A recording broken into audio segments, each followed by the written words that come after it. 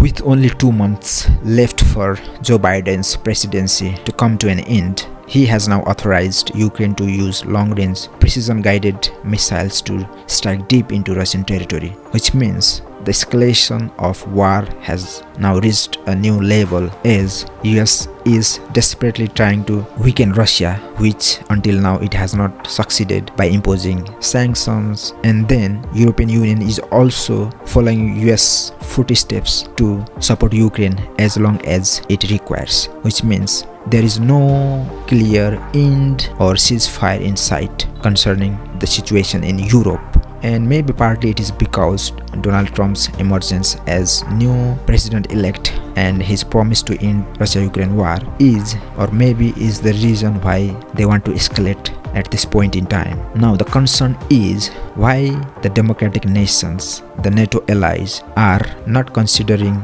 the safety and security of European citizens as a whole, or safety of the world citizen. Because as soon as President Biden authorized this act, Russian president have clearly stated that NATO countries will have to provide not only long-range missiles to strike deep into Russian territory, but they also have to have intelligence, the satellites to navigate the missiles technology deep into Russian territory, which means they will be actively participating in this war, which means Russia has the right to self-defense, which means they will have to use nuclear weapons in case of major escalation against NATO countries. Now, with the advancement in missile technologies like ballistic missiles, hypersonic missiles, nobody is guaranteed to be safe from those missiles when they are launched in numbers of hundreds with multiple nuclear warheads, and one missile can devastate the whole city if missile defense technology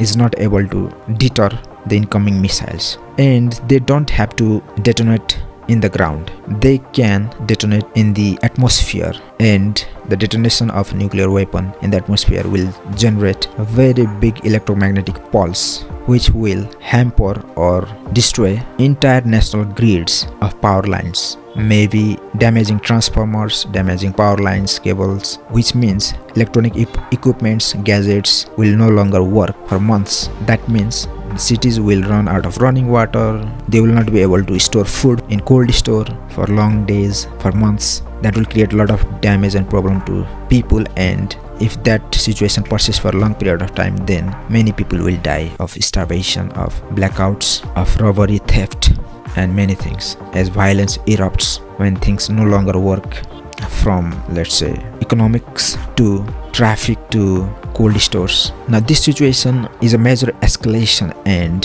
why government is not responsible for the safety and security of the people. The only reason I think is because the government, the elected leaders are being run by nameless, faceless outside force, and the leaders are there to only impose their decisions as they wish. Now this kind of power is hidden, but we can see it now because Donald Trump has been always the target of such hidden power, and maybe his destiny, maybe America's destiny, that he won against all odds, and as his promise, he would end the Russia-Ukraine war for good of Europe and United States, to be friendly with Russia, because Western safety and security without Russia, making Russia pariah, is not going to work as long as Russia remains nuclear state. The concern was to dismantle Russia by utilizing Ukraine as a proxy to throw Vladimir Putin from the power so that they can install puppet leadership